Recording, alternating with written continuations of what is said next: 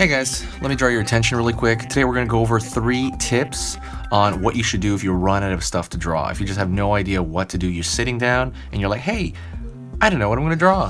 What am I going to do? So I'm going to give you 3 tips based on my years of experience and what I do personally if I don't know what to draw.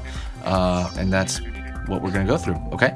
So, like I said, let me draw your attention. Pay attention. I'm just going to be doodling here so that you're not staring at a blank screen, but I'm going to go over these tips, okay? All right, let's get started. Tip number 1, find your passion. Okay, so if you don't know what to draw, think about things that you're passionate about that are, let's say, not art related. What else are you passionate about? Do you hike? Do you play a sport? Do you maybe play an instrument? Think of those other passions, and hopefully you do have another one. Maybe it's your family, maybe it's your pet, maybe it's anything like that. Or you just like looking at certain magazines or something, like just think outside of what you normally would do artistically and start drawing from there. I like dancing. So what I would do is maybe occasionally if I'm brain blocked, I'll draw different dancers in different poses. I'll look up on the internet different poses for dancing.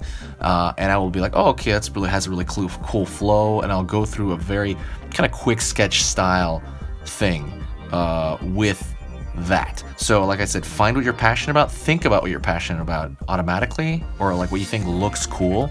Let's say you have no passions at all, right? You must have some, but you think certain things are kind of cool. Think about what's really cool. Flowers are cool. Are animals cool? Like think of an animal, like sea animal, and just start drawing that. It's okay. That's the main one I do. Second one, to kind of, sometimes you're empty, like let's just say you can't think very much. It's just one of those days, a long day, you don't know what to draw. Look through art. That's what I do. I look through other people's art, or I look through art books that I have on my shelf. I have a lot of art books on my shelf that I collect from my favorite video games, movies, actually even movies I don't like. Sometimes they have an amazing art book, and so I'll just completely buy that. I'll just buy that art book and I'll look through it, and it inspires me. I don't think like these weird jealous thoughts that people think. I'm more like, wow, that is amazing that human did that. That means I can do it eventually. So just kind of think that way. And also their ideas are based usually in other ideas, right? It's really hard to have a completely 100% original idea. So their ideas tend to be standing on the shoulders of giants. They tend to be ideas that were based on, old legend, or, have some other basis. Let these things inspire you to inspire other ideas. That is a great way to do it as well. And number 3, I would say, literally, I would say the third one, this is if you're very, I would say, you're I don't know how to say it, but like the third one would be just start doodling around anything that comes out.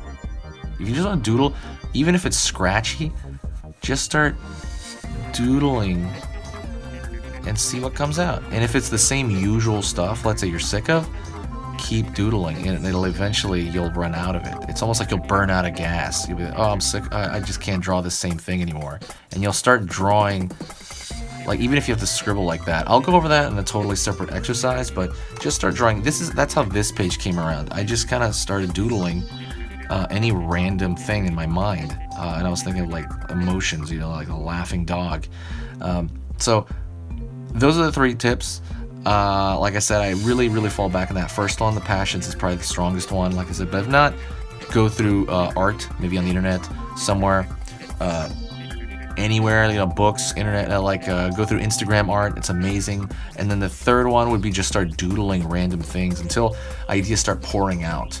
But I will give you a more detailed version of, let's say, an exercise to do that in another video. Thank you so much. I appreciate you listening to me so much. If you guys liked these kind of talks and this type of drawing, please go to my Patreon. The Patreon there, for $2, you get a free. Well, I mean, if you donate $2, right? Then technically get a free skull drawing ebook.